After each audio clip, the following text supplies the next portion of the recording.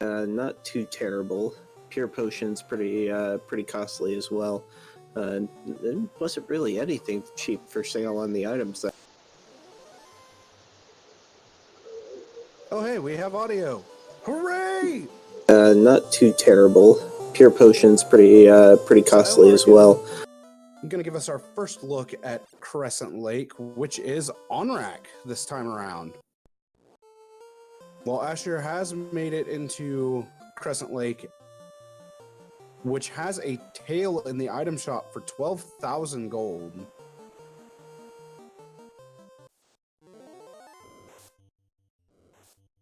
Yeah, that's not too terrible of a price point. These runners are going to come up with plenty of gold once they finish exploring and actually start diving for treasure.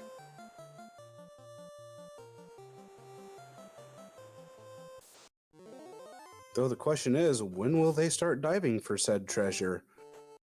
We're about to get our first look at to what Castle Ordeals is actually going to lead to this seed.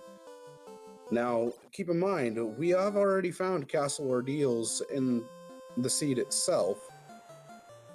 And this time, Castle Ordeals leads to Northwest Castle.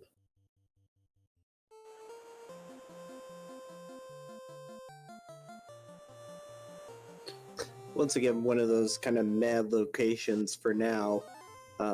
Might come back to it later if we obtain the crown here, though.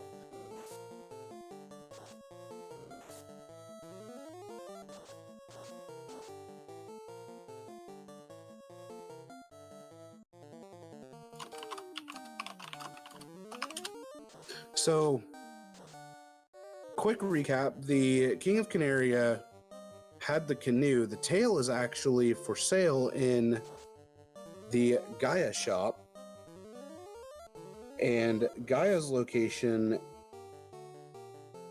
is at, let's see if I can remember here. I want to say Provoca? Yes, that is correct.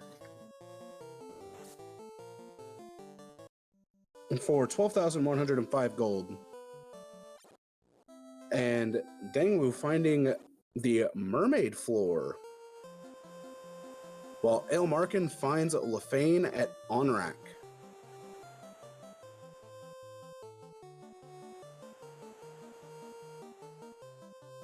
So very, very nice find with Lefane, especially after the slab is found and translated.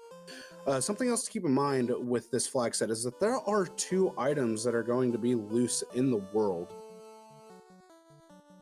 Yeah, absolutely. And another thing to mention of note is that the Sage and Crescent Lake, the item that was given was the loot.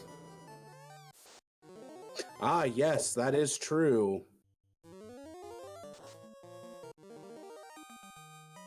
With the loot in hand, there's only one more key item that's needed for Temple of Fiends Revisited itself, and that would be the magic key. And that is due to part of the checks and balances that Final Fantasy I has. In this version, specifically the NES version, it is actually possible to skip the loot, but there is a tile that will block progression on going through Temple of Fiends Revisited. And if you have the loot but not the Mystic Key, then you're going to be in a bit more trouble because the Mystic Key is required as well, because there are doors that will not unlock otherwise. Yeah, absolutely. And very interesting location for the Temple of Fiends in this seed, the Waterfall Cave. Yeah, the Waterfall Cave is a very interesting location. Definitely required canoe this seed, so all of our runners are going to have to pick that one up. Luckily, it was the king in Corneria, and that was Elfland Castle, if I remember correctly.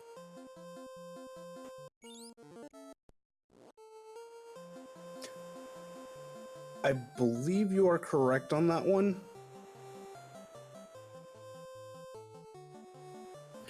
Asher finding Lefane.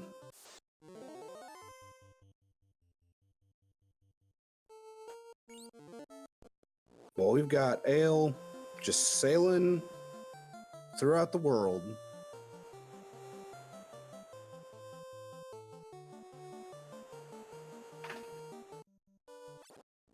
And now Asher stumbling upon Temple of Fiends. And there is Canaria Castle yet again. And this time, the Mystic Key is what Sarah has for the runners this time. This will allow the locked Canaria Castle chest to be opened, which has an incentivized item within it.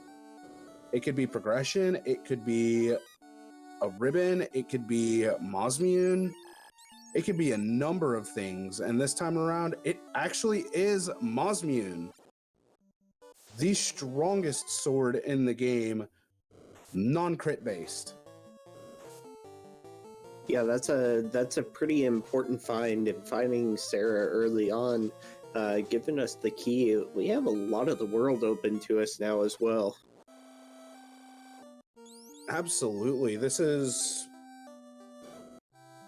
definitely going to crack the seed open quite a bit more. The only item that's left to fully open this seed for exploration would be the floater.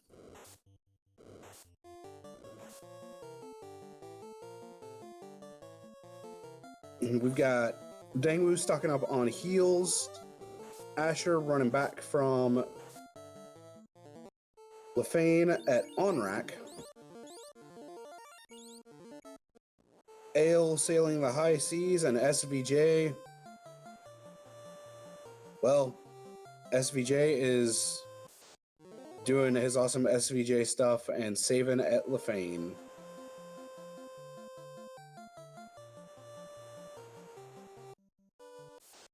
Well, it's really nice that he's right here, because he's gonna check out the waterfall cave here and find the Temple of Fiends, and hopefully rescue the Princess Sarah, so that way that he can get his magic key. Absolutely. Fire 3 going out from the Red Mage, 168 damage, taking Garland down in literally no time.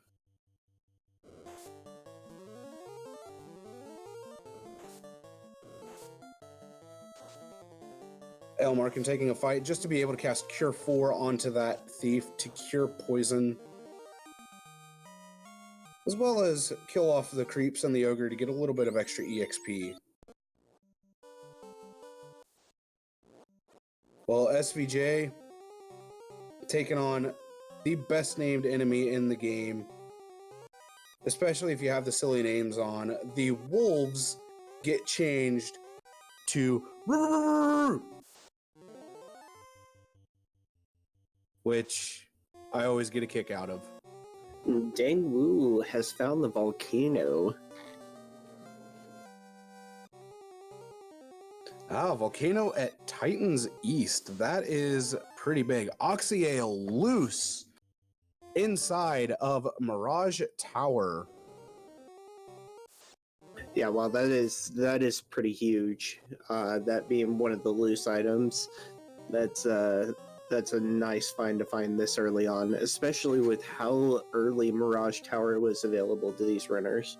Absolutely. Asher getting Mosmune from Locked Canaria and then immediately saving in Melbourne.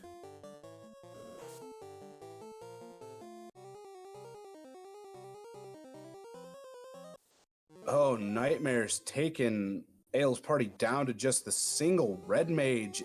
Is Ael going to be able to make it out? No, those chimeras are unrunnable. That's brutal. That's an unrunnable you don't want to see. Well, here we go for another attempt for him. Meanwhile, we find out that heal potions at 30 gold apiece, not too terrible. SaintVonJester getting the key. And then turning around, heading to the back, getting that glorious Mosmune, which I imagine in normal SVJ style, he'll throw it on the ground towards the end of the seed because He doesn't need that Maza. Vorpal is the perfect sword for SVJ. It's always interesting to see different runners and which one they actually pick when they have both. Seems like each player has their own particular, it's either the Vorpal or the Mazmune, and they pick one or the other, and that's the one that they would prefer to find. Personally, I would stick with the Katana. But that is also because the Thief and Ninja fixes are on, which increase their hit and hit percentage, or yes, their damage and hit percentage growths. So ninjas can become very powerful much earlier in the game than black belts, who you would normally have to level up to 32 in order to get quite a bit of power out of them. Yeah, they definitely get a lot of power from them, but with the Thief and Ninja fix on, you're going to see much more versatility out of that class. Absolutely. So Ale did make it out with the Oxyale and is now continuing to dive to check the extra chests, while Asher found Titan's West over at Mount Golg. Yeah, and I can't say that I disagree with Ale's play here. My only thing is that you have to have the cube to access the air castle, correct? You are correct on that assessment, though there is a reason I will agree with Ale's play here, and that's due to the chest density of the greater than less than room, or inequivalent room, however you want to call it. There is a strong chance of something nice being in here, which unfortunately this time around, not so great. Yeah, that's really unfortunate. That's what, 10 chests in one room? Yes, and just an Aether axe in all of that. Yeah, that's rough. It would have been nice if they would have at least thrown the white or the black shirt at him. SVJ heading towards Mount Golg and finding out it's Titan's West as well. Well, we've got Asher running back up towards Provoca. And Dengwoo checking Volcano Armory.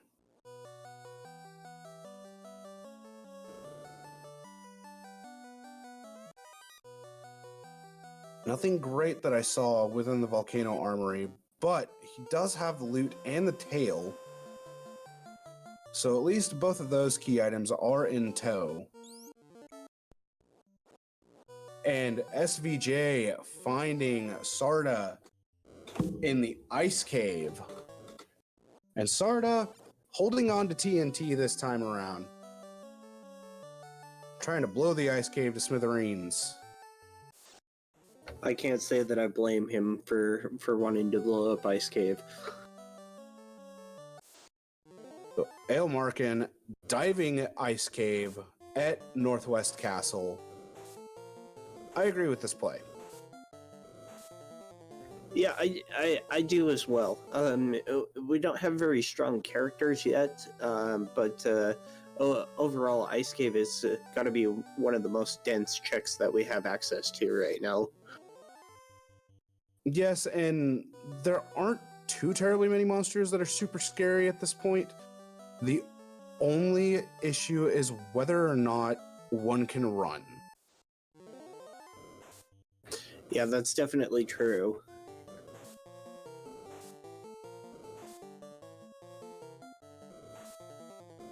Running across images, or as named in the funny monster names, iMages, the hot new product from Apple.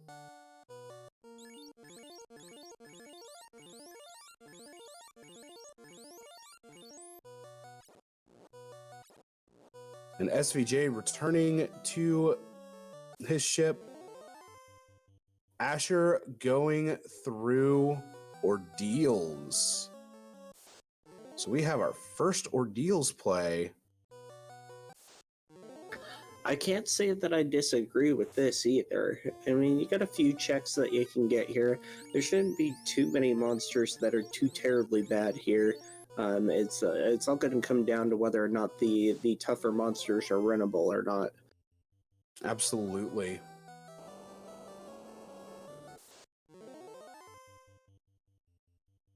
But Red Giant Agamatile here in Northwest Castle, a somewhat scary tile. Oh, Glance.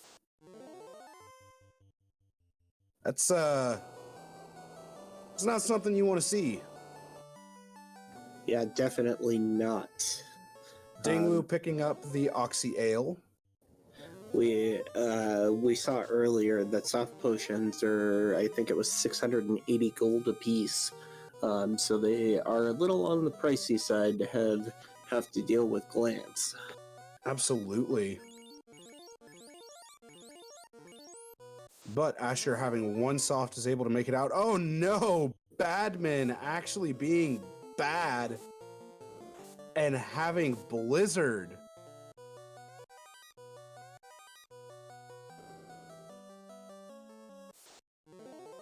Ale finding a snake trap tile, getting away from it.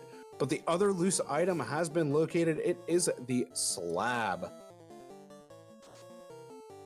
And the dwarf has the floater.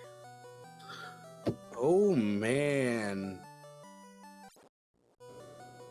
So here before too long, we are going to see some people be in the air.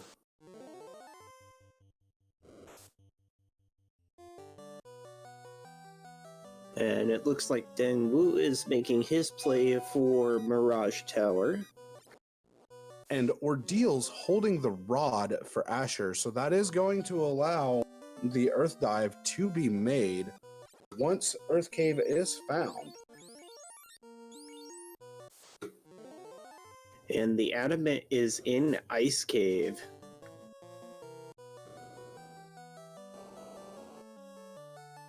That is going to give the signal of head back to Dwarf Cave and turn some stuff in.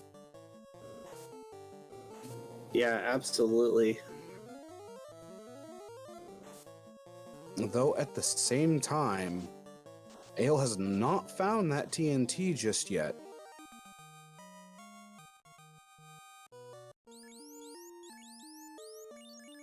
That is true as well. I do believe that the Dwarven Tunnel was found at Sarda Vanilla. So it might be a little while before we see him go there. Yeah, the TNT was at Sardis Cave, and Sardis Cave was actually Ice Cave this time around. The joys of entrance shuffle at its finest.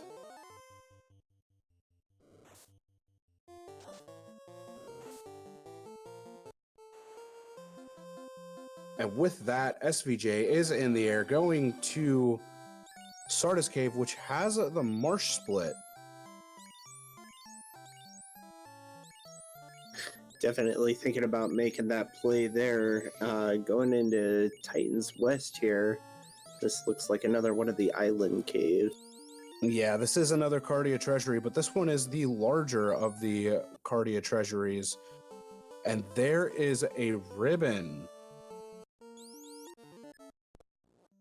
That is a very nice find from SVJ.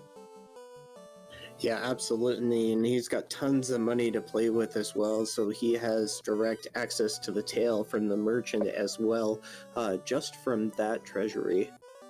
Absolutely. We've got Aelmarkin in Dwarf Cave, turning in that adamant, yielding the cube. So that does give access to Tiamat. And we might actually see a run for that. And Ale is going to pick up his floater here. Or no, he's not. He doesn't have the TNT. Never mind. That is the only thing Ale is missing. before being able to pick up that floater. Running past Narek saying, "Hi Narek, bye Narek." While SVJ getting the good stuff done, flying throughout the world. Imagine we'll see quite a few discoveries from SVJ very, very soon. Going into Matoya's cave to find Castle Ordeals, and is going to go ahead and progress through Ordeals. Now, dang, back in Lefane is switching out for a Black Mage and going to go ahead and get rested up and then head towards Temple of Fiends. The Chime is in its vanilla, or is on its vanilla NPC from the Lefanish NPC. Level 8 magics in Lefane, A-Rub and Confuse. You know, not great magics. Definitely something you're happy to see. Yes, that is definitely something that I'm very happy to see on level 8. I mean, some better stuff is going to be in the lower levels, hopefully. But Absolutely. we did see Nuke at level 5, Cure 4 at level 1. I'd say that they have access to pretty much just about everything they're going to need. Life 2 was also at level 6. The only things we really haven't seen are levels 3 and 4. Nobody has found Elfland yet. I don't think we've seen level 2 either, so Provoca is still out there. Which means Bicky is still around and can still have stuff. SVJ finding that loose slab, about to finish up Ordeals. Dengwoo leaving the Lefanish on rack. Yeah, we'll go with that. Asher inside of Temple of Fiends, checking the locked chests. Ale running through Castle Ordeals as well. Soon to pick up that loose slab. And Dengwoo finding out that worms have sleep touch, and almost give him a run for his money on 2 of his characters there. Definitely not good.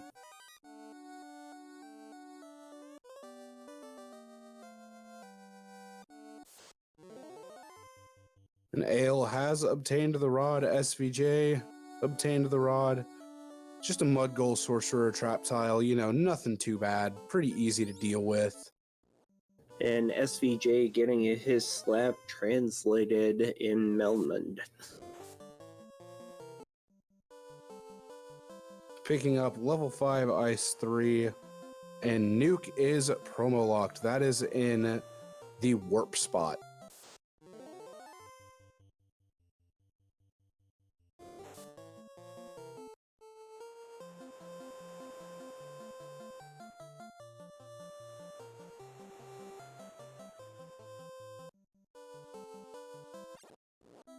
So SVJ heading back to Lefane at Onrak to get that chime. Asher leaving Temple of Fiends. Ale getting that slab translation done. And SVJ is still the only person with the airship right now. Yeah, and the airship requiring Sarda, that's a single one check, and so just not a whole lot of incentive if one of these runners hasn't seen it to be looking specifically for it. Absolutely. Now, with these runners having 2 towns left, there's a very good chance that we're going to see Provoca very soon, but SVJ finds Bahamut Cave at the Cardia grassland, has the tail in hand, and promotes pretty quickly. Yeah, that is a super fast class change. And we now have wizards and we have a ninja.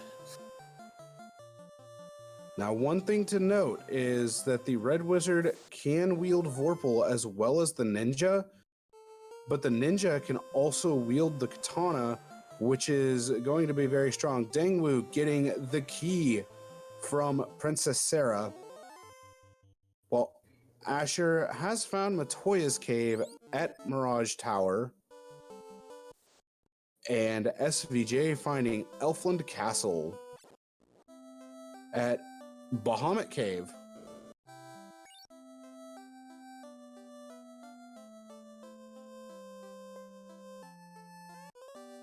And now, Ding also has Mosmune, which is very, very nice to have. SVJ finding Waterfall Cave, and one of the flags it's on is the Proc Gen Waterfall, or procedurally generated. And what's nasty about procedurally generated waterfall is it can wrap horizontally or vertically. So it is actually possible to be caught in an infinite inside of the waterfall cave itself. Man, that one is that's rough. That's a setting I have not tried yet, but that sounds like it makes it not very nice. It's not as evil as it sounds. It just feels very evil. Frost Wolves and Frost Giants at the trap tile. Asher getting that TNT, which will lead to the floater. A very, very big find for Asher. While Dengwoo about to hop into that submarine to find the last Cardia treasury, I believe.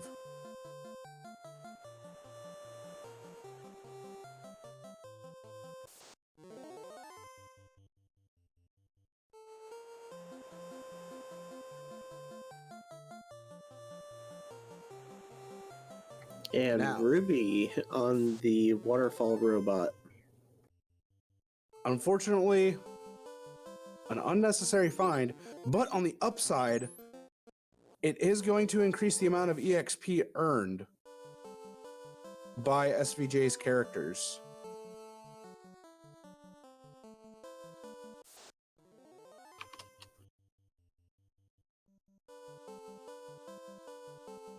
Dengwoo looking a little indecisive right now. Asher hopping back into the boat. About to head to Dwarf Cave. Gonna pick up that beautiful, beautiful floater and then run back to the Ryukon Desert. Aelmarkin picking up the TNT from Sarda. SVJ heading towards the Vanilla Gaia location to find Provoca. Level 2 white and black magic has been found. Time to see what they have. Stun, not too bad. But white magic, wall and heal 2, both very useful spells.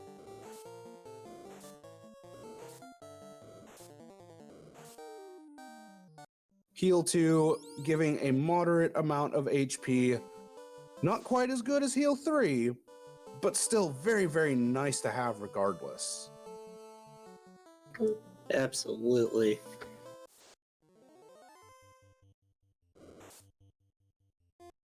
And something else to mention with heal 2 is that it can actually save quite a bit of heal potions in the late game. Yeah, absolutely. And SVJ picking up the crown from the pirates.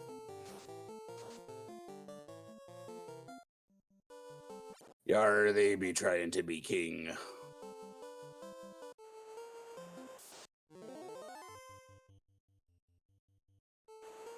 SVJ buying quite a few heals.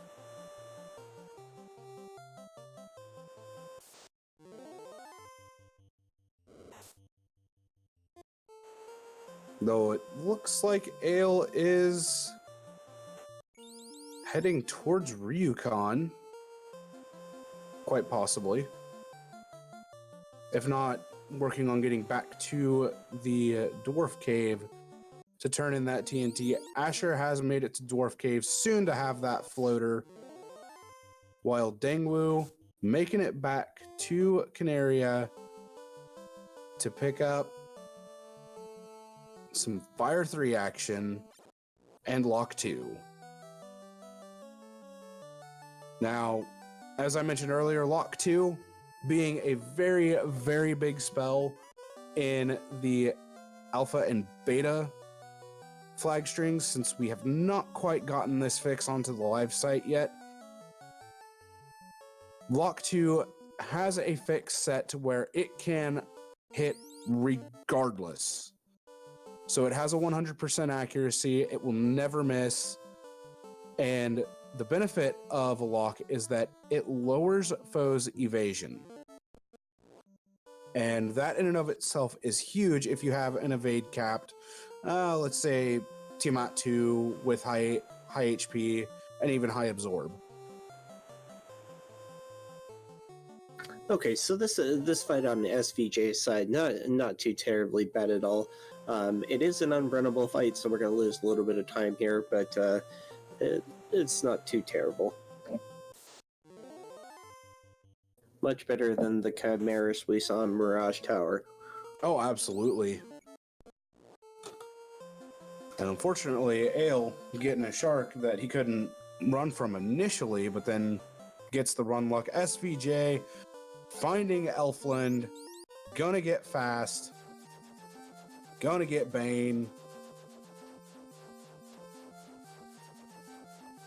Because Fast and Bane are very, very nice to have.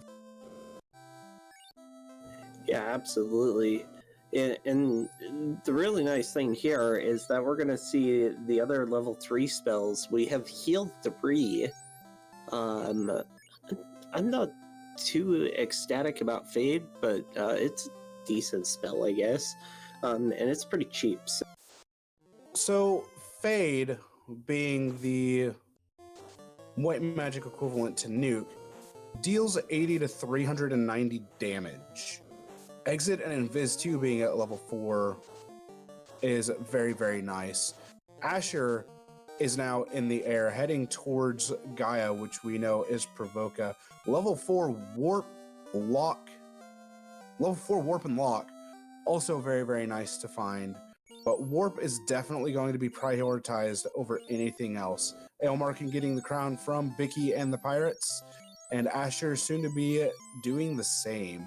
Now, something to keep in mind is with Nuke being at level 5 and in a Red Wizard learnable spot, the Red Wizard now becomes a spell cannon due to having both Nuke and Fade. Also, shoutouts to Team Steak on SVJ's screen.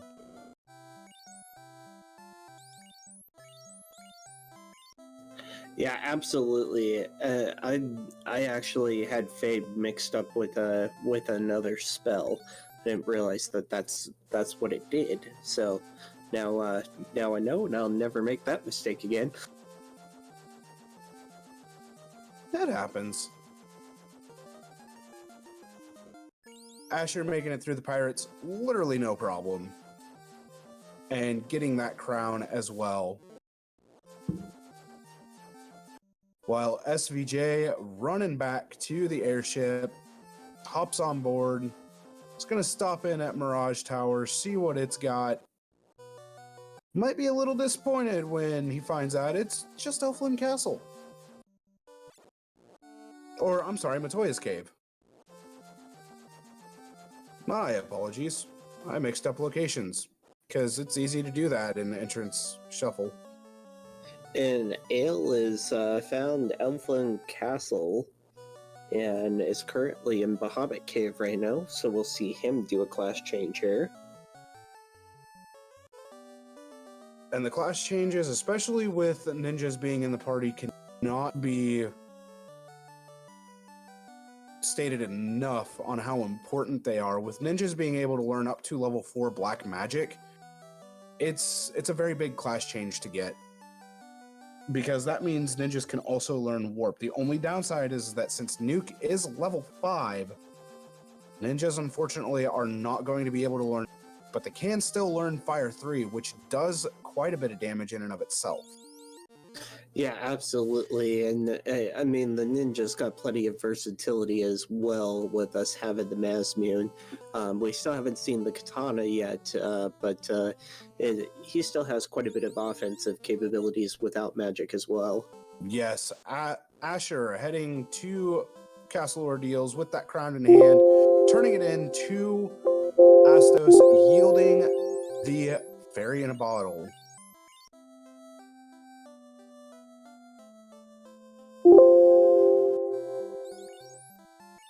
And coming back in to check the trap tiles here at Northwest Castle, might be able to find a grind.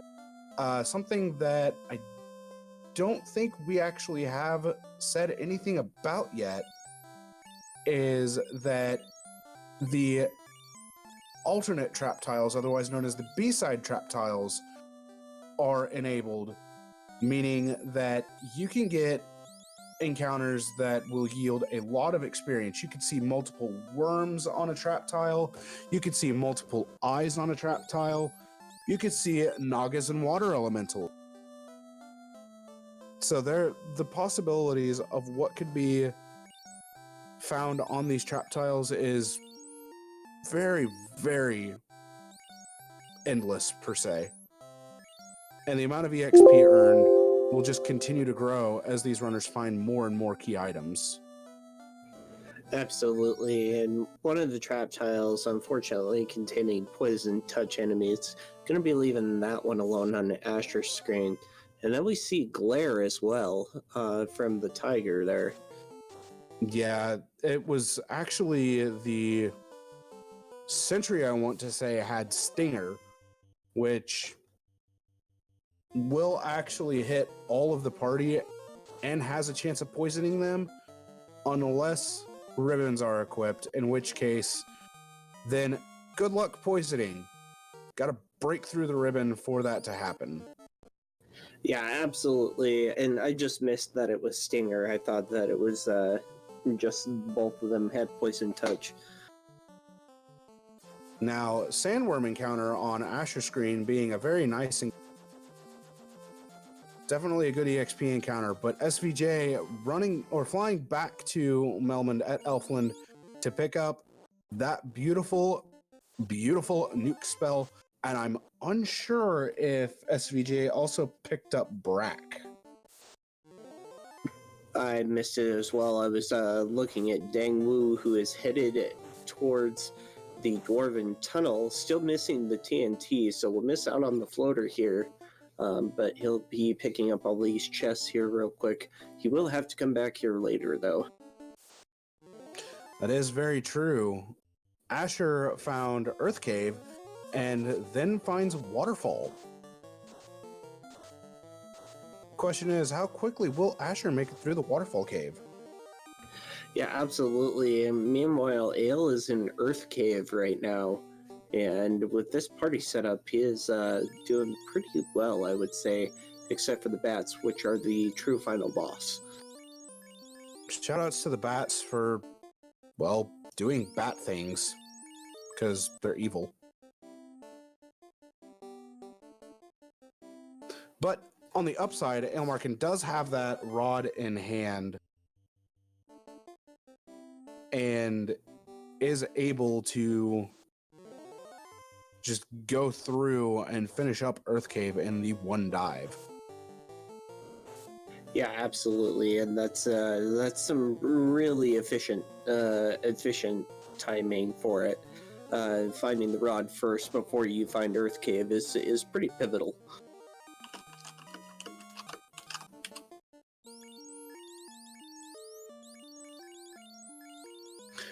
And we've got SVJ in the volcano. we very well may see a carry fight pretty quick. Yeah, I definitely would be surprised if he did not finish off carry while he was here. But there wasn't much of any note here in the armory. No, there really wasn't. But Asher does pick up the ruby from the robot, while Ale still running through Earth Cave, just making it through, gets to this. I don't even know what to call him anymore. Oh, he actually has damage. But then just gets roasted. Yep. And you know, I played the vanilla game as a kid, and the vampire was the bane of my existence. So seeing it here in the randomizer really has done a blow to the pride of my childhood. I can definitely understand that. When I played this myself, the bane of my existence was actually Kraken 1. And being able to see Kraken just trampled over in this amuses me every single time. It is very, very entertaining to have your revenge exacted over and over again. Magitech Knight, thank you for the raid. Welcome everybody from Magitech Knight stream. You are catching the Final Fantasy Randomizer Platypus Playoff Week 3.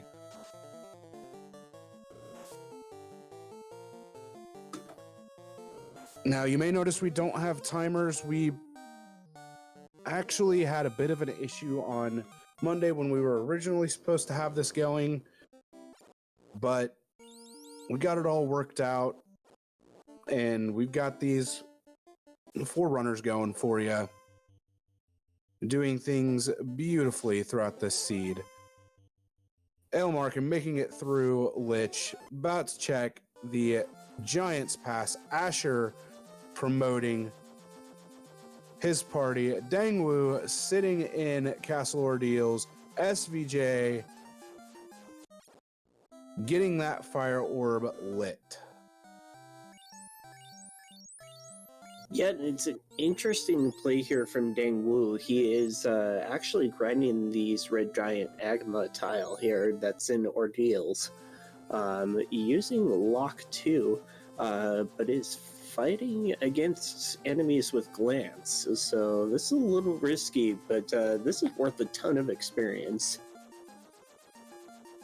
And Ale switching out the Thief for a black belt.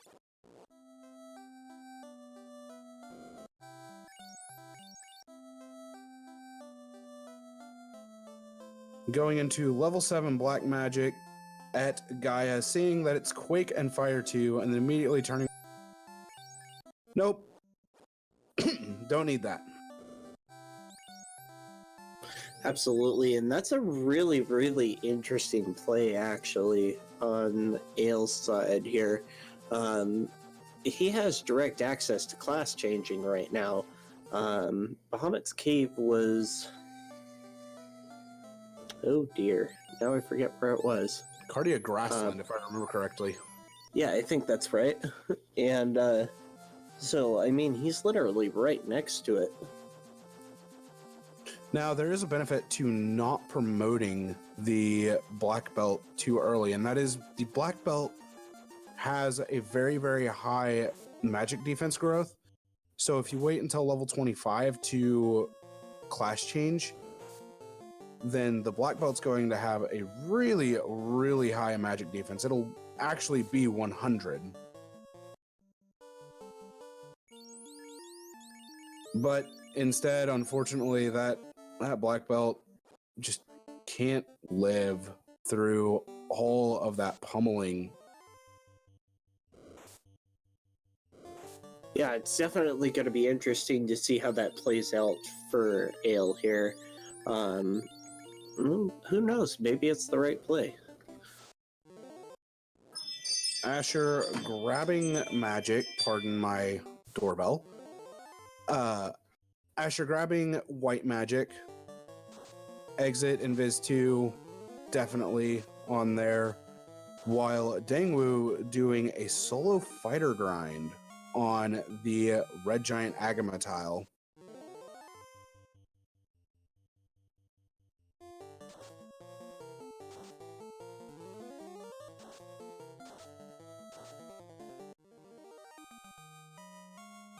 Yeah, that's it's definitely definitely a play that's interesting, but I don't know. I don't think that it's really worth it. I mean, he's level 21, so I mean he's getting the levels out of it, but don't really have the resources to battle against Glance.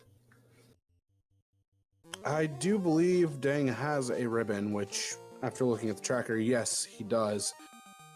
But let me switch gears real quick because we are about to see what the Kraken has in store for SVJ.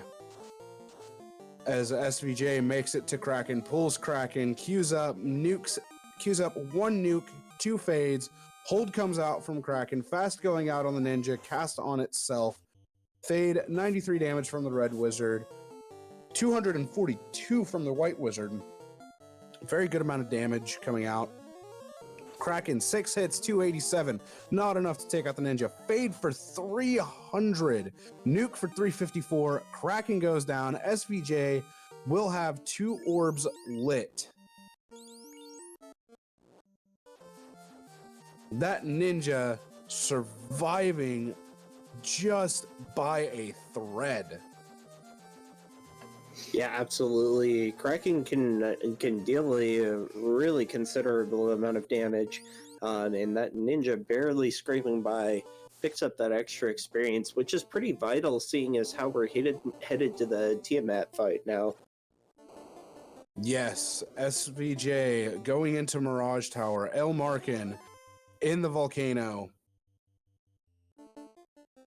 Checking the tile, it is zombies and ghouls. Nothing great. Asher finding the large Cardia treasury. Dengwoo back in Canaria. SVJ having to fade and nuke some Cerberuses.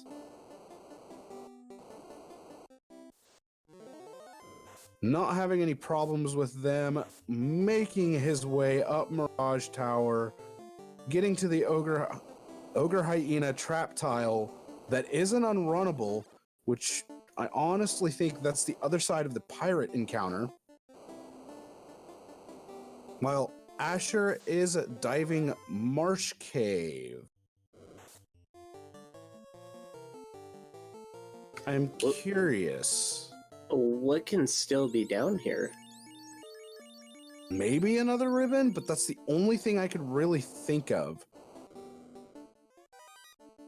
Oh, he doesn't have the cube. He might think that the cube is down here. That is true. SVJ inside of the flying fortress. Aelmarkin making it through Volcano, getting to carry. Dengwoo inside of the white magic shop at Melmond. And Asher running through Marsh. Aelmarkin pulls carry, queuing up some fades, swinging that Mazza. 4 hits, 275. Lit 2 comes out from carry, dealing pretty much chip damage. 115 from the red wizard fade, 120 from the white wizard fade. That is enough to kill carry and get Aelmarkin the second orb lit. SVJ soon to be on the Bridge of Destiny. And about to be staring into the eyes of our favorite mechanical monster, the Master of Mayhem. That's right, the one, the only, the magnificent Warmech. Because Warmech is required in this seed. Asher finding multiple eyes. An extremely good grind tile to find. And there is the crystal in Marsh Cave. Yeah, so with the crystal being here, he can then go to Matoya's cave. He can turn the crystal back to her, get the herb, go and try to get the item from the Prince of Elfland. But this grind tile is worth way more right now. This is actually a really, really pleasant find for him. It's one of the higher EXP gaining encounter tiles in the game. And since these eyes are dying very quickly, it's just going to make this grind go even faster. Unfortunately, Aelmarkin has a couple of light warriors down, and SVJ has run across some metal slimes, just getting some fire 3s out, dealing quite a bit of damage, as well as a fade to take them down. Asher grinding away on eyes, Dengwoo running through Sea Shrine, Aelmarkin also running through Sea Shrine, finding an Excalibur, as well as one of our favorite things to see, a house in a box. And what line do we have from Warmech tonight? SVJ going to be the first runner to give us a look at Warmech, moving the ninja down, giving us the Bender quote. Honestly, my favorite quote to see from the mech itself. Ooh, Red Sahags had thunder. With that, Dengwoo is going to reset out. Warmech opening Ice 3. Newt coming out. So some decent stuff coming out overall. Invis 2 going out. Gonna increase evasion. Newt coming out from the red mage. Warmech goes down. Yeah, that was a really, really clean Warmech fight. Those nukes rolled very, very well, and Warmech didn't do anything that was too terrible. And with that, SVJ is on to Tiamat, the sister of Bahamut, the queen of the dragons as well, but only the evil dragons specifically. Opening up with damage poison, nuke coming out, 304 damage. Good amount of damage coming out from that nuke. Fades and more nukes coming out. Bane coming out, which she does have a weakness to poison. It's not a guarantee that it'll hit. 10 hits, dealing quite a bit of damage. I believe that was 500 plus damage. Fade for 81 damage, takes Tiamat 1 down, putting SVJ into the 3-orb club. Yeah, so now all he's got to do is go kill Lich, and he knows right where that is. Dengwoo getting the chime from the Lefanish NPC. Gold bracelets found from Asher and Provoca. So very, very good armor being equipped overall. Exiting out of Provoca, a very, very good move. Saving those steps, saving that little bit of time.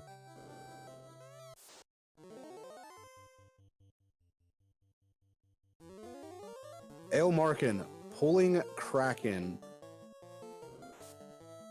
Throwing fast out onto the black belt. Fade going out. 204 damage. A pretty good fade overall. Unfortunately, that black belt gets punched hard by Kraken 1. 477 damage, taking the black belt down. Asher inside Ice Cave. SVJ at Castle Ordeals taking on Astos. Oh, fast coming out from Kraken. That is not good. 10 hits, 636 damage. It's just the Red Wizard remaining. 11 hits, 656 as well.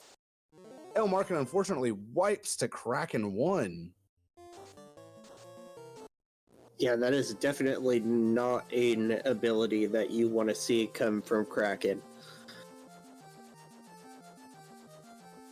Fast from Kraken 1 or Kraken 2 spells out doom.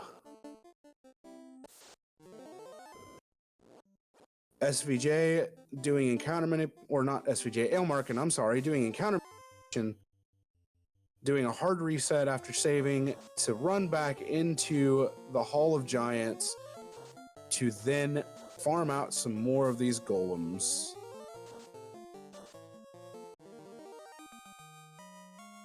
Asher making use of Warp in Ice Cave to get that adamant. And gonna go ahead and exit out with that adamant in tow. Gonna make life quite a bit easier. Dengwoo running to the ship.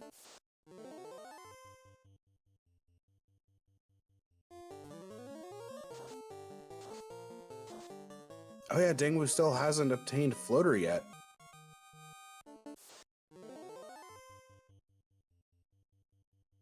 Asher inside of the volcano at Titan's East, while Aelmarkin grinding away in the Hall of Giants on these golems.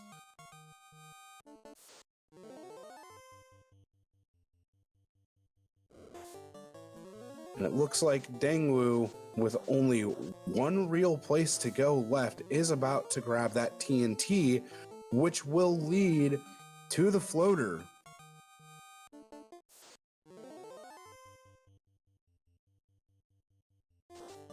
Black belt sitting at level 22, I believe, for Aelmarkin. SVJ running through Earth Cave. I completely lost my train of thought there, I'm not going to lie. While Asher running through Volcano, soon to be encountering Carrie. Gonna make quick work of her. Dengwoo entering Sardis Cave at Ice Cave, picking up the TNT. Gonna then take that back to the dwarves, turn that in, get the floater, get up in the air.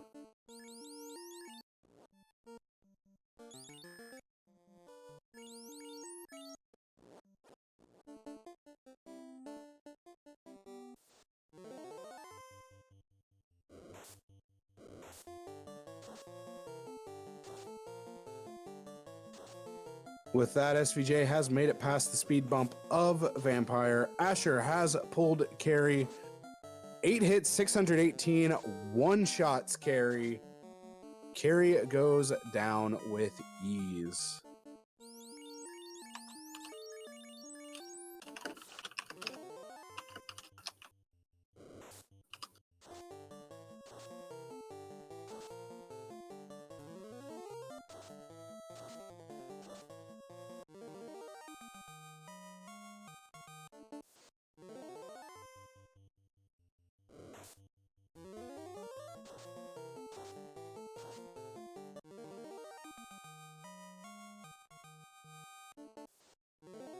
Aelmarkin still grinding away on the golems in the Hall of Giants. Asher running in to save, restore spell charges, all that good stuff. Asher heading back to the marsh location, getting an encounter out of the way and going into Sea Shrine. Alright, I apologize. My internet decided that it was going to disconnect, so I had to get onto my mobile and communicate with you that way. Well, we still have Aelmarkin grinding away on these golems in the Hall of Giants. SVJ going through Earth found Agamas that have relatively low HP and is actually going to go ahead and farm out quite a bit on them, get some good levels out of the way.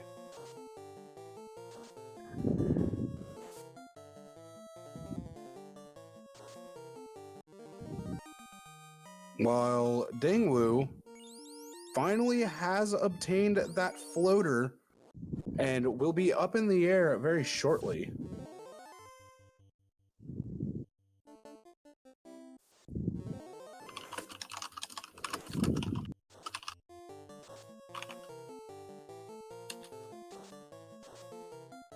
Asher diving through the sea shrine. Oh, the mud golems have zap.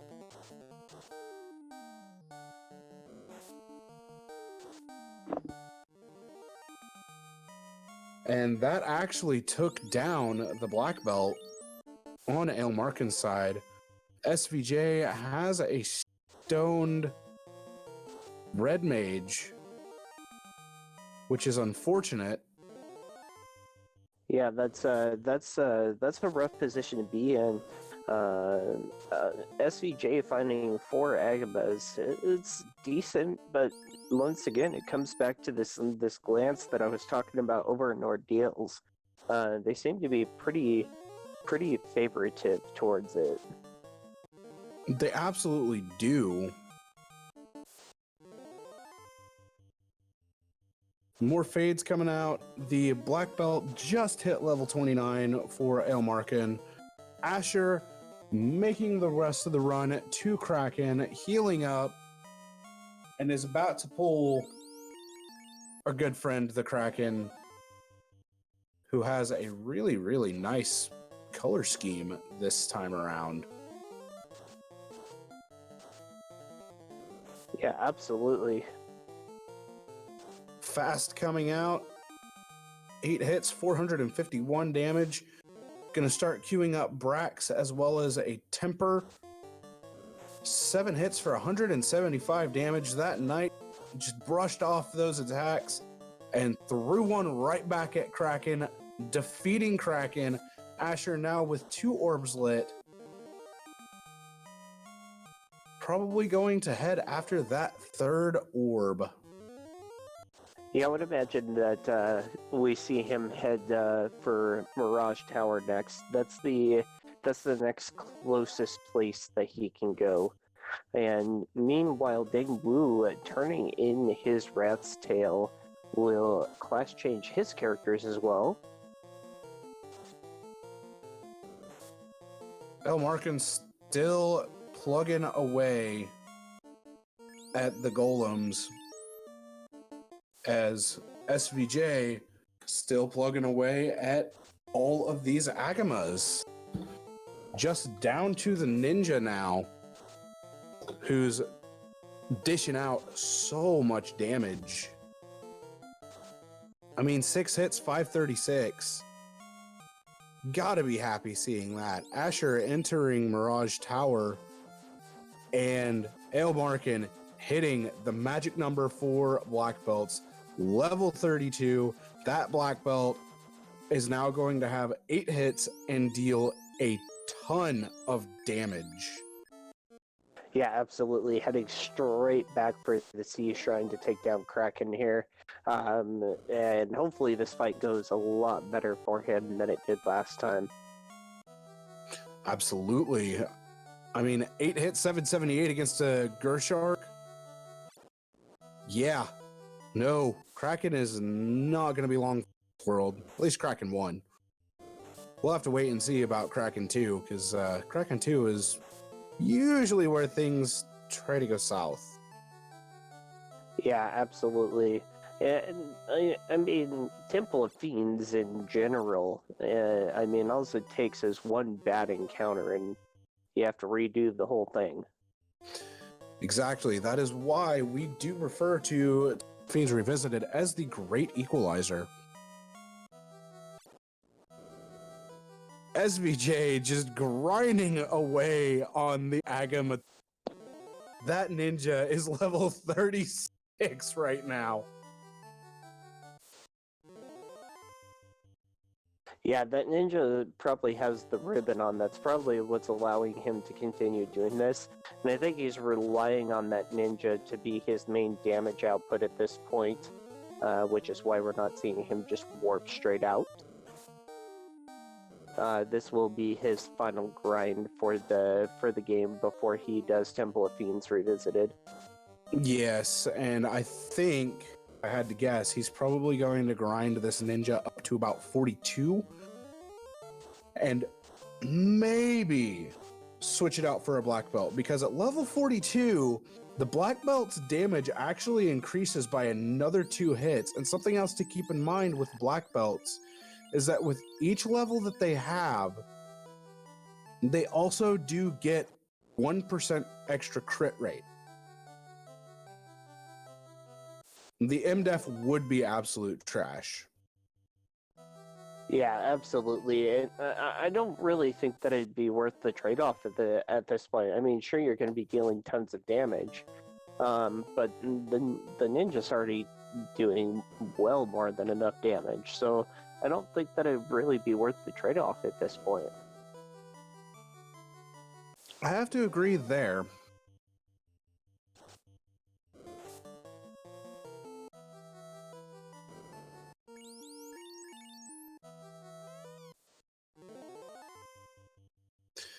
Asher pulling at Tiamat, making it through Warmech, no problem. Damage poison comes out. Brat coming out, ineffective, unfortunately. 5 hits for 199 from the fighter, who actually is a knight now, but nah, he's gonna stay a fighter. Thunder coming out from Tia, not doing too much damage. 352 damage coming out from a Masa swing. And fast going out onto the knight. 10 hits, 627 damage. Tia 1 goes down. 15 hits, 819 damage on Kraken from Aelmarkin. Master. Whew! Kraken, you just got punched into oblivion.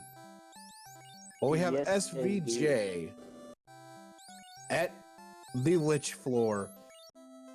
The levels of disrespect that are about to be shown on SVJ's stream are real. I mean, that ninja, that's all I have to say. That ninja. I think he could have afforded to leave the Red Wizard stoned at this point. 7 hits, 588. See ya, Lich. With that, And SVJ has all 4 orbs lit, does have the key, does have the loot, is in go mode. And Ale decided to pick up Life 2. Life 2 is a very good spell to pick up. Switching over to the black belt, as I had thought.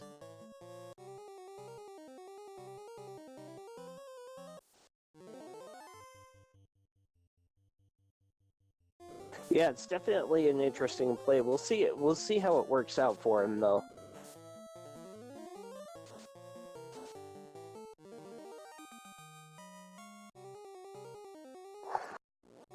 There is a chance that he will hit 42 while in Topher, but we will have to wait and see. Aelmarkin coming in, doing Mirage right now, soon to be going up to the Flying Fortress, while Asher running through Earth Cave right now. Dengwoo also in Earth Cave, pretty far from go mode, unfortunately.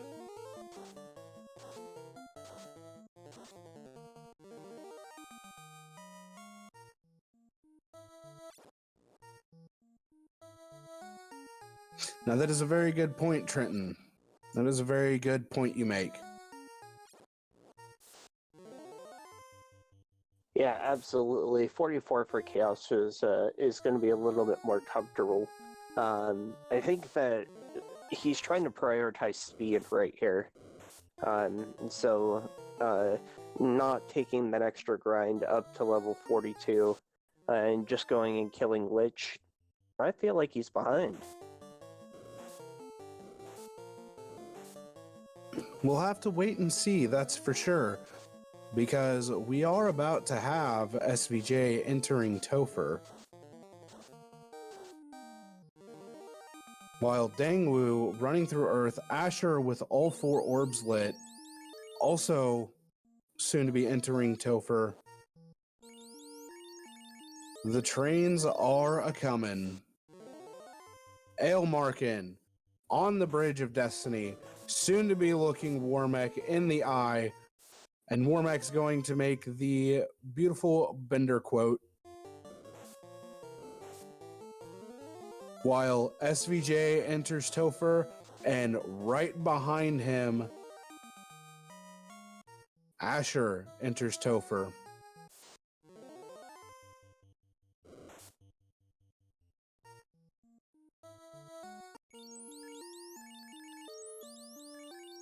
And the encounter that they are greeted with upon entering Topher,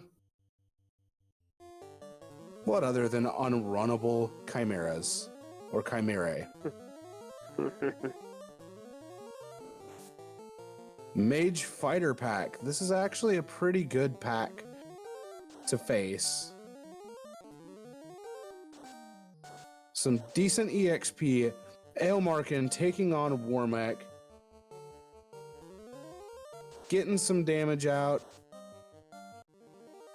Fast is out. Throwing out fades. And Warmech does go down for Aelmarkin, using Cure 4 to get that black belt awake from being asleep. Extremely good use of Cure 4 and its properties to cure status ailments. Dengwoo taking out Lich, no problem. Aelmarkin pulling Tiamat. Asher working towards the earth floor of Topher. Encountered Poison Touch Gurmaduses. Aelmarkin, now with all 4 orbs lit, ready to go into Topher, will soon be joining SVJ and Asher in Topher. Yeah, absolutely. And the nice thing that's going to play out in Aelmarkin's favor is that he waited to class change until that level 25, so that black belt is going to be a little bit more sturdy than the one that SVJ has. That is very true. Asher at Lich 2. How much disrespect is going to happen? Fire 3. Fade. 5 hits, 472. Bye, Lich 2. We'll see you again. Hopefully never. Hopefully. All right. Agatha pulling out that glance right away. SVJ also running into the Gurmaduses with Poison Touch, throwing out Fire 3. Gonna take them all out just like that. More Agamas for Asher. And Carry 2. Throwing out Fast onto the Knight. And gonna throw out Lock 2. Carry 2 opens up with Nuke! Oof. Ouch. That is painful. But she is paper, which is an upside.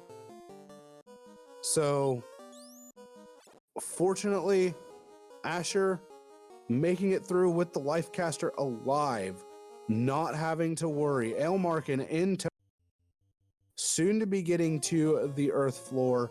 SVJ on the fire floor.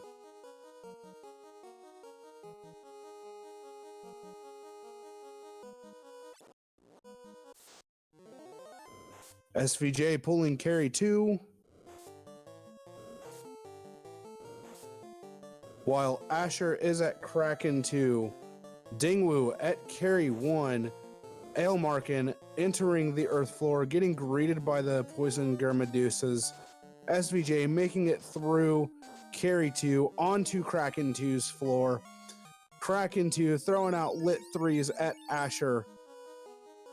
But Asher not letting up on damage output. Nuke coming out, 128 damage. Fade from the White Wizard, 108. Mazza swing, 10 hits, 576. Kraken 2 goes down. 4. Asher onwards to Tia 2. Getting healed up before actually going through. 20 hits, 1,115 damage from SVJ's Black Belt. Whew! We talking damage. 9 hits, 730 on Tia 2 from Asher's Knight, taking Tia 2 down. This is going to be close. Yeah, absolutely. It's going to depend upon how nicely Chaos plays. Asher, the first one to make it onto Chaos's floor, runs up to Chaos, switches party formation so that way the knight is sitting down at the bottom, moves the ribbon over, equips the ribbon, looks Chaos in the eye and says, "Chaos, I challenge you to a duel to the death." Fast going out onto the knight, damage poison coming out first turn from Chaos, wall going out onto the red wizard, lock 2 coming out, lowering Chaos's evasion, 10 hits, 424 damage. The tempers are going to start coming out as SVJ also makes it onto Chaos's floor. Nuke coming out from the red wizard, 104 damage. Chaos is done. Just like that, Asher takes Chaos down right before SVJ pulls Chaos. Chaos just got nuked, ladies and gentlemen. Absolutely, and I was definitely a little concerned seeing Carrie open up with that nuke earlier on. I was wondering if that was going to cause an issue, and clearly it did not. SVJ onto Chaos using the Invis stick. Lock 2 coming out onto Chaos. Fast going out onto the Master. And from there, nukes are going to go out. Chaos, you're not ready for what's about to happen. 20 hits, 1,611 damage. SVJ punches Chaos into oblivion. Absolutely. And meanwhile, Ale taking on Kraken 2. And it looks like Dengwoo is just about to finish up Air Castle here. Yes, Deng going 2 down, 2 right in order to get to the teleporter, because you have to go 2 either left or right and 2 either up or down in order to get to the teleporter to take you up to the top floor. I like that. Thank you, Starman Zero. That was the consecutive normal punches. So Asher did finish with a 123.43 and SVJ with a 124.32, so less than a minute difference. Aelmarkin on Chaos. Chaos doing his Chaos stuff. Punch comes out from the Master. 7 hits, 364. Not that much coming out. Fade for 102. Wall going out on the Red Wizard. Chaos throwing a punch back. 2 hits, 211. 14 hits from the Master. 967. Chaos, yet again, punched into oblivion. Yeah, that Master is definitely is a powerhouse.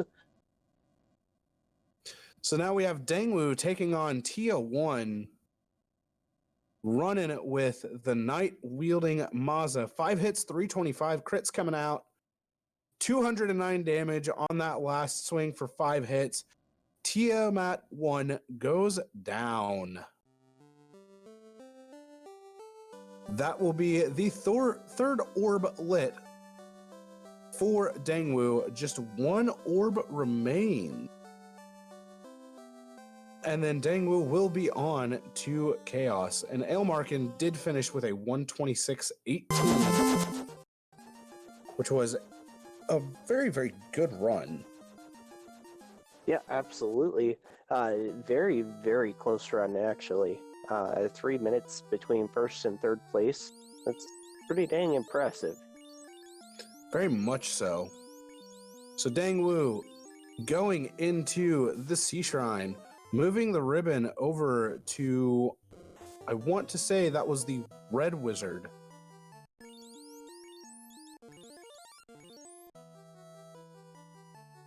Gonna give this Kraken a bad time. Absolutely.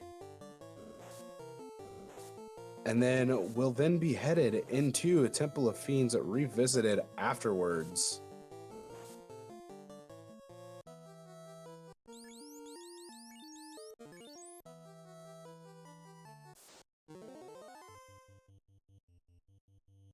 picked up Cure 3, a very good pickup from Dengwoo. Because I don't think Dengwoo was able to pick up Cure 4.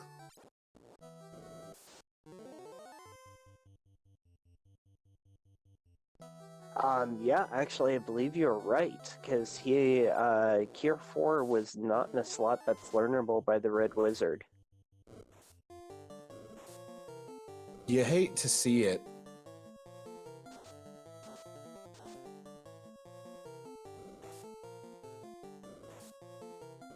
Oh, the Sea Trolls had Frost. Very, very nasty ability to see. Especially if it gets used over and over and over again. But getting away from the encounter, no problem. Gonna go ahead and check out Sharknado Room. Showing us what it had, which was a bunch of nothing.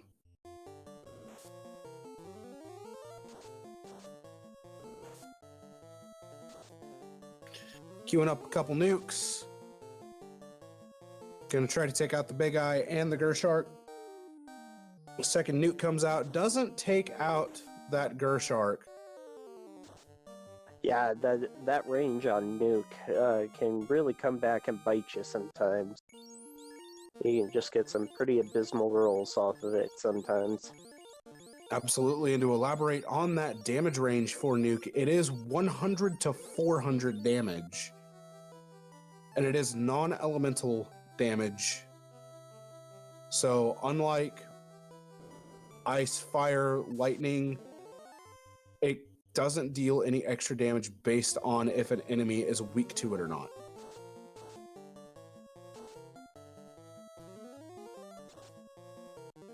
Another Big Eye Gershark pack. And much better rolls on those nukes there. Indeed. No resistance on the nukes that time around. But oh no, lobsters!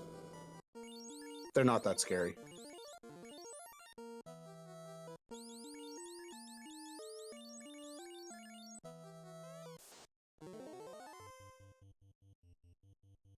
And Dengwoo looking at Kraken's orb, going, "Hey Kraken, you gotta turn into food for me." Fast goes out, temper goes out. This knight is about to hit hard. 10 hits for 1,276 damage. Woo! Kraken just got sliced to itty bitty pieces. Yeah, absolutely. And the really nice thing about Temper and Fast being together is that the fighter seems to be going quite a bit slower than the Red Mage and the Black Mage. So on Chaos, we're very likely to see the same thing happen.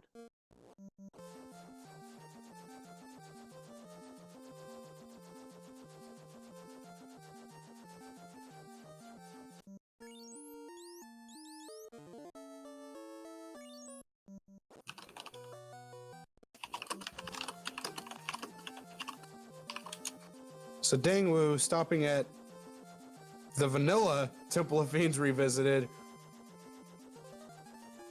realizing, wait a minute, that wasn't Temple of Fiends.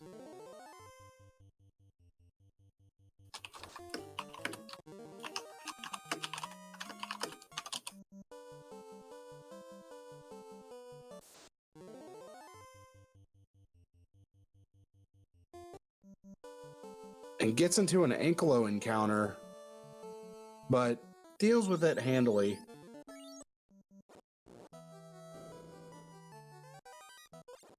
Well, at this point in the game, there's not really too much on the overworld that you're not able to handle. That is very true. And now, our fourth and final runner, Dengwoo, making it into Temple of Fiends Revisited, getting greeted by the Chimera that greeted everybody else.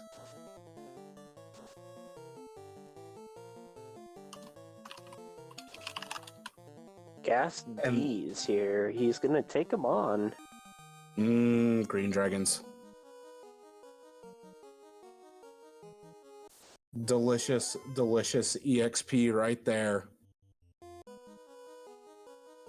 A whole 5,556 EXP going on to those characters. Gotta love it. Yeah, absolutely. And you know, it's one of those things where you're happy to take fights where you can to get just that little bit of extra cushioning for the end of the game. That is true, but as shown by the other three runners, there really wasn't anything super nasty. I'm just gonna stop saying anything right there because frost wolves with poison.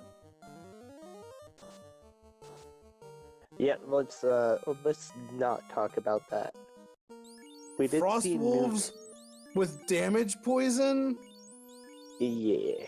Oh no! I mean, even at these levels, nuke isn't that bad. It's gonna be risky with the black wizard, but the red wizard more than likely will survive it, and the knight most definitely will survive a nuke. The knight could even survive 2 nukes.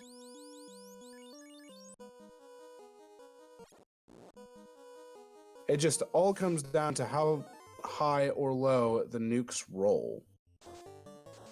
Yeah, absolutely. Yes, you are, Dang.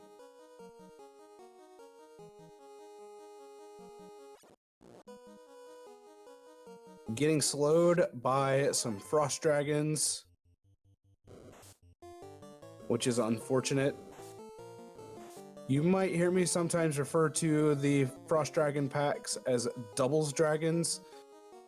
I blame Final Fantasy 1 PSP for that. I still have yet to play that version, actually. We'll talk about it another time. But Gurmadusa ambush. Oh no, 9 hits. They're easy to deal with, though. Yeah, easy to deal with. The only thing that kind of just costs time here is the fact that they have poison touch. Which, fortunately, none of Dang's light warriors got affected by the poison touch.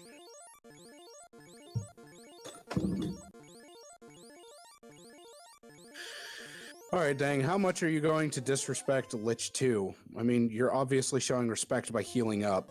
That's a little more respect than I can handle.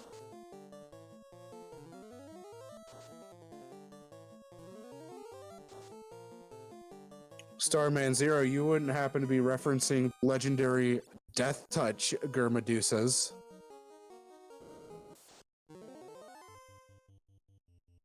Yeah, that doesn't sound fun either.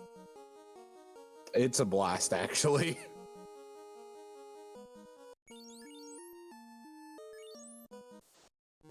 Agama, Red Giant Pack, easy to run away from. Ah, yes, I forgot about the ones with Death Touch and Blaze. Now that was a treat in and of itself. Nuke coming out from the Black Mage. Mazza swing, 5 hits, 332 with a crit in there. Carry 2. Done. Your paper. My favorite fiend was quite literally paper. Yeah, and Carry 1 really wasn't all that bad either. She wasn't. Fade coming out. Not really killing much of anything. But that second fade coming out from the knight. Woo, good damage coming out there. Yeah, that was a really, really nice roll there. That knight ate whatever the magical version of Wheaties are.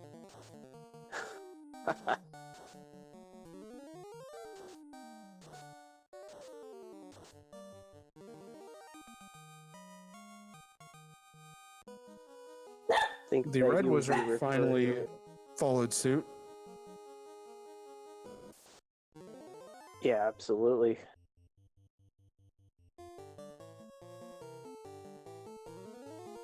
Pardon the pupper that barked in the background.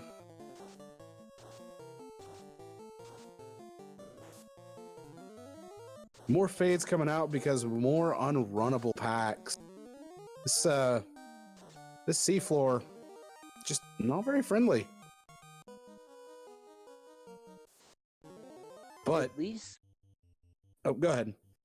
at least the fights that we're running into that are unrunnable here, these enemies are going down very, very, very quickly. Whereas we saw the chimeras early on, you know, that would be a little bit more of a different story, I would think. Absolutely, but we are seeing my favorite text in the game. Exiled to the 4th dimension.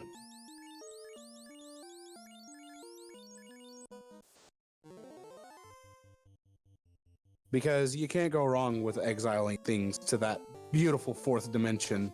I've heard that it's really nice around this time of year.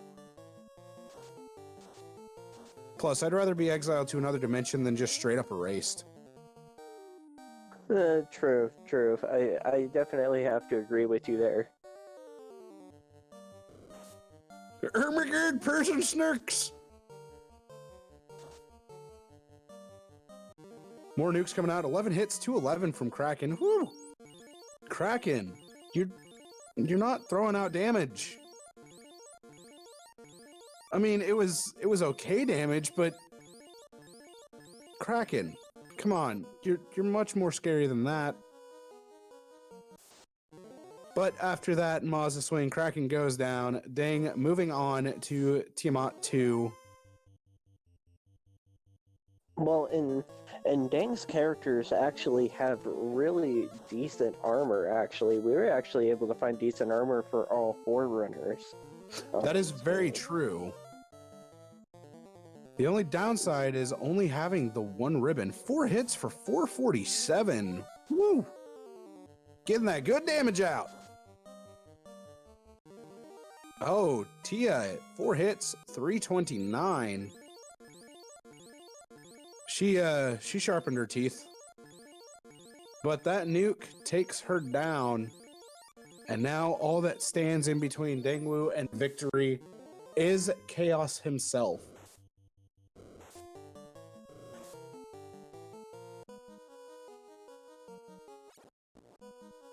And here before too long, we shall see Dengwoo pulling Chaos.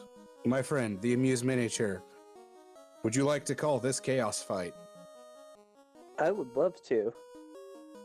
Oh, but first, we have the victory lap!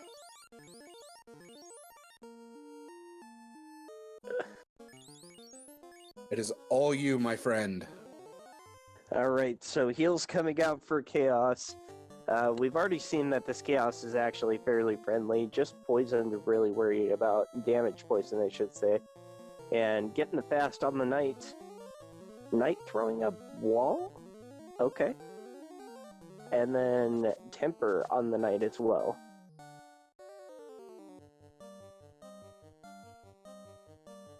It's definitely an interesting play. Poison dealing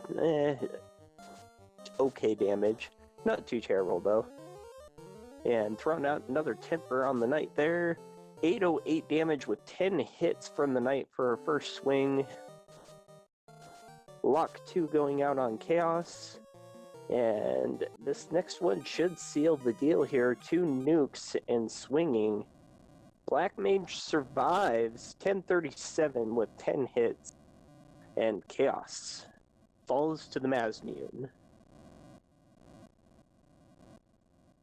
The Mazmune showing what it can do. A very, very powerful weapon. The strongest weapon in the game. And with Tempers, it can deal a lot of damage. May not be as strong as the Vorpal due to the Vorpal's critical hit rate, but it still does a lot of damage overall. We are joined by Dengwoo. My friend, GG's. I gotta ask you, what was going through your mind when you last locationed that floater? I don't even know what to say because I thought I missed because Mirage. Because you see me look at my inventory and I'm like, oh, I got Chime. Okay, I'm going to Mirage. And then I went to Mirage and I think it was Matoya's and I went, okay, now I'm lost. And then I remembered, oh yeah, I remember way back at the beginning I said, I wonder if I should go to Ice Cave and Volcano. Now I'm going to go check out towns. And I just completely forgot about them. And an hour later, I get in the air and Big Wigglypuff goes, done. Yeah, absolutely. And you know, other than that, it was actually a really, really well run seed for you. You didn't have any real routing errors or anything other than that. And it was just unfortunate that it came down to the last handful of checks for you. Well, see, the weird part about it is I ignored all the incentive locations. We had an early ordeals. We had early, what was it? Ice Cave and something else. It was all right there. And I just didn't go to any of it. I kept searching trying to find something better than Fire 3, like a Lit 3 or something. And I don't mind Fire 3, but I just wasn't comfortable with it diving ordeals because I just knew I was going to run into a bunch of man cats and there's no way I'm getting through them. And I held it off, and I'm kind of glad I did because Agama's had something that was dangerous. I grinded it off of it once I had a ribbon, but we won't talk about that decision. That something dangerous was Glance, and honestly, with the ribbon, I thought it was a very, very good play to grind the Agamas because you were guaranteed to have somebody alive. If I recall correctly, you had a soft anyway, so that way you could cure your life caster. That way you could bring your other character back to life and then heal them up, which it worked out really well in your favor to do that. Yeah, I was like, oh, I'll just move the ribbon on the knight, and so I grinded it, and then I made this smart decision. I'm like, I'm not gaining enough. Maybe I'm one short on key items. So I move and I run into a bunch of man cats and almost died to them. And then once I got out of ordeals, I'm like, okay, I got moss. As long as I don't run into the red Sahag with the Wiz Sahag unrunnables, I'll be okay because the red Sahags had thunder. And I literally ran into it and I wiped with this high level party, and I'm just like, this is how this day's going. Okay. I mean, that this game's gonna do what this game's gonna do. It's the game you love to hate or hate to love, or love-hate relationship, whatever you want to call it, you know? It's you just like the game because it throws at you so many different things. And then you go, if the game wants you to win, it'll help you out. But if it doesn't want you to win, it's not gonna let you win. It's gonna fight you to the death. It really will fight you to the death. It will find some way. 3 and 2, 56 through a ribbon, I mean, just anything. But it was enjoyable nonetheless. It was just really entertaining. I'm like, all right, I'm in the air. I got a chance. Done by Gregory. Oh, come on. Huh, ribbon breaks. That doesn't sound familiar between you and I at all. I know, right? I don't know what you're talking about.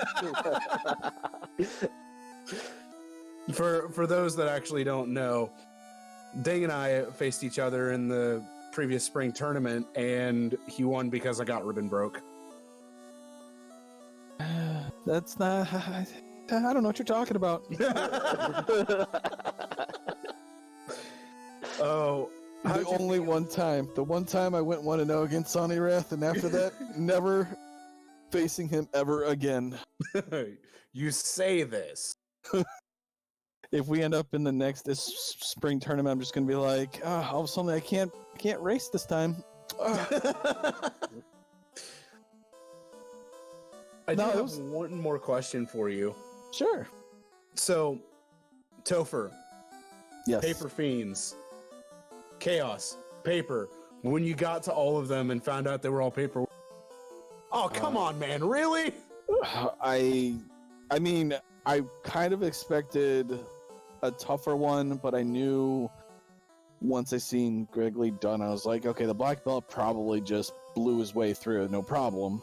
Because he usually goes up to like mid-30s. So I was like, okay, that I understand. Plus, he got the early floater. But then I went in there and I'm fighting, and I'm just like, oh, okay. I'm 1 or 2 rounding all these fiends with a knight.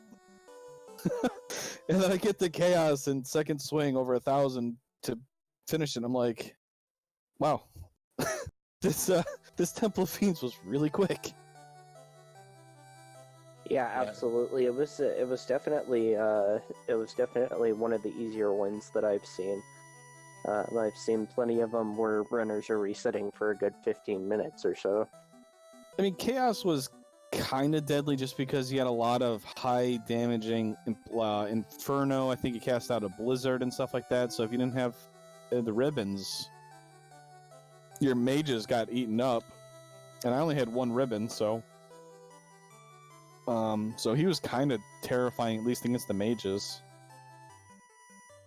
And if it actually, to be completely honest, yeah, if he had any more health or a little more absorb or something like that, I think I might have died there just because I didn't get all my tempers out and stuff like that. And if that chaos would have started swinging, I think my knight dies, to be completely honest.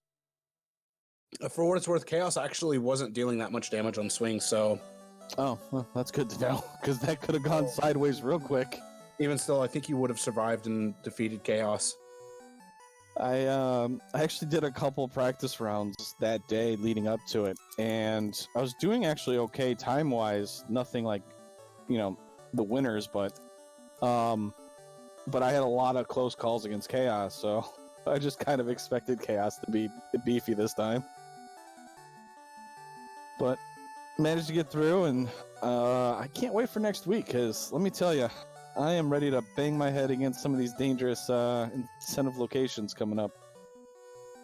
I can tell you now from experience of playing next week's flags, good luck. When I hear you say that, that just makes it even more terrifying for me. And I know this is one of Dark Moon's flags, and for that, Dark Moon, we used to be friends, not anymore. I can't say that it's difficult, but some of it is going to be a little frustrating. Oh, no.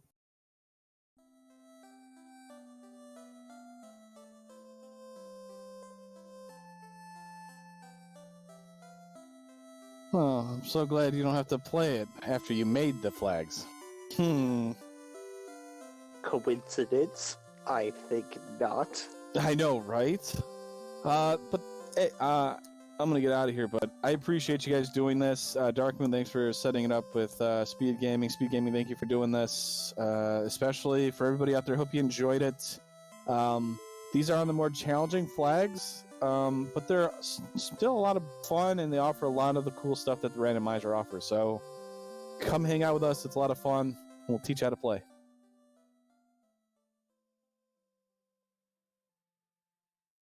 Absolutely. Definitely be sure to join the Final Fantasy I Randomizer Discord.